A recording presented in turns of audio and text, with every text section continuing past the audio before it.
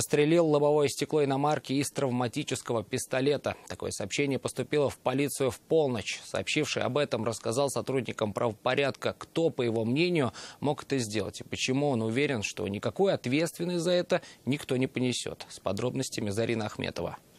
Да здесь просто никого не было, просто произошло то, что в лобовом стекле появились отверстия, и все. Этот мужчина, подойдя к своему автомобилю, припаркованному на улице Николая Ершова, заметил простреленное лобовое стекло.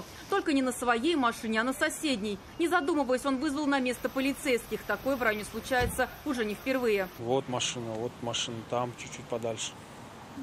И две машины здесь нету сейчас. Мужчина рассказал, что и сам уже попадал в точно такую же историю. Признался, что несколько месяцев назад простреленный из травматического пистолета он нашел и свою машину.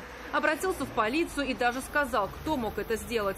По словам мужчины, его сосед, бывший сотрудник правоохранительных органов, не раз угрожал автомобилистам и говорил, что они паркуют свои машины на его излюбленном месте. Угрозы со временем сменились повреждениями транспортных средств.